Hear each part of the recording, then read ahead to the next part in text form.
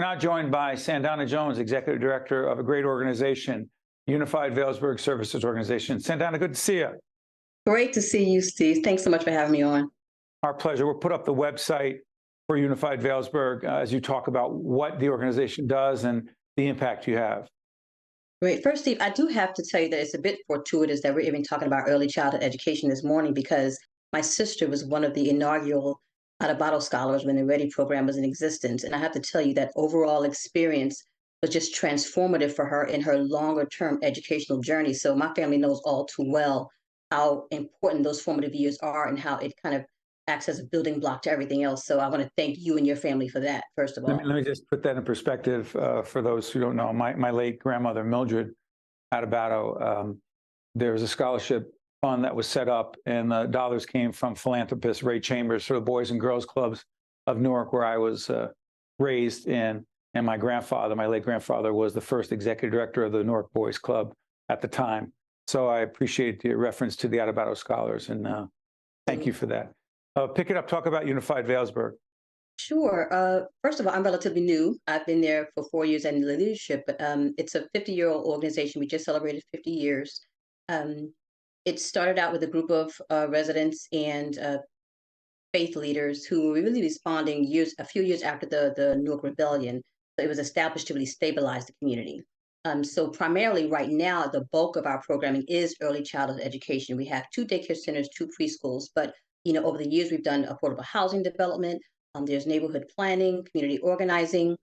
We've helped small business in their development. There's after school programming. So a host of a number of services that we provide. And more recently, just before the pandemic hit, we partnered with an agency. So now a good portion of what we do is food distribution. So it's a collection of services that we provide.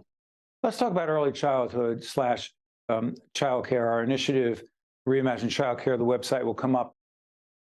What would you say, Ms. Jones, the most significant negative impact of the pandemic has been as it relates to early childhood education / childcare? Now, we know that there were multiple negative impacts, across the board.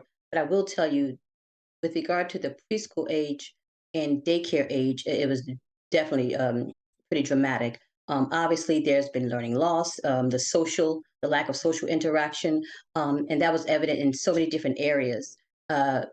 Even when we did hybrid programming and there was a virtual option, for example, and that allowed families to get back to work and so forth. But if you had a grandparent there trying to assist the student and their English was very limited or non-existent, there was no way they could support that student, even with a virtual option being made available to them. So the impact on our youngest learners was pretty profound.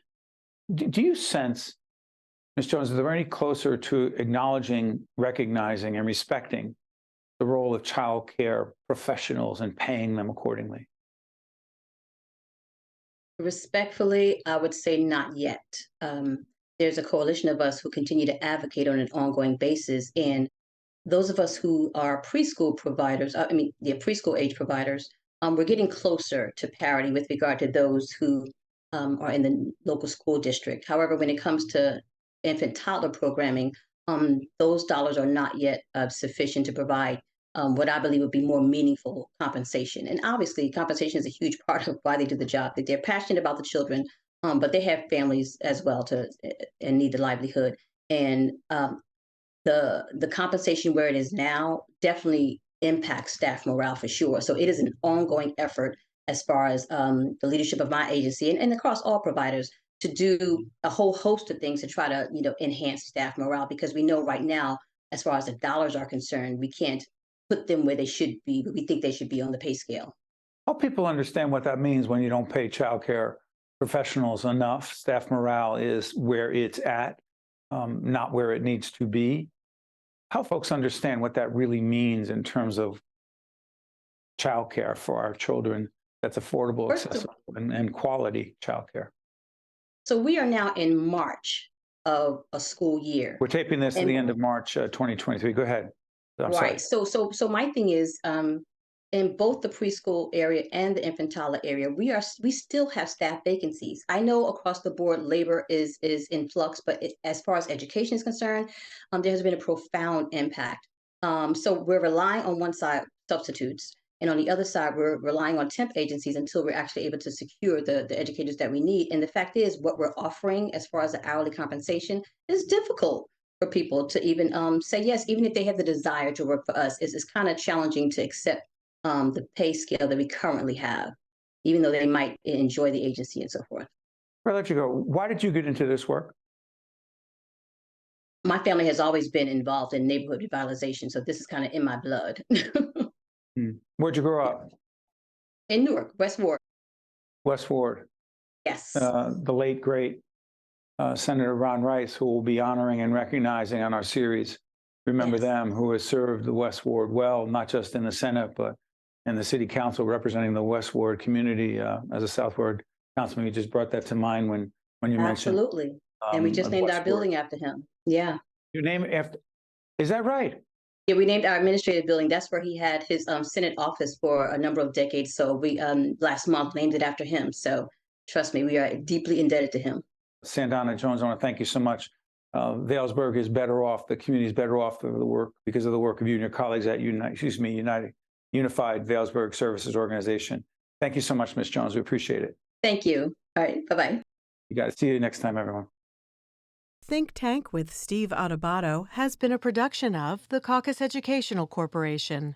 Funding has been provided by Kane University, PSEG Foundation, Newark Board of Education, the North Ward Center, the Healthcare Foundation of New Jersey, Choose New Jersey, the Turrell Fund, supporting Reimagine Childcare, RWJ Barnabas Health, Let's Be Healthy Together, PSEG, and by these public-spirited organizations, individuals, and associations committed to informing New Jersey citizens about the important issues facing the Garden State, and by Employers Association of New Jersey.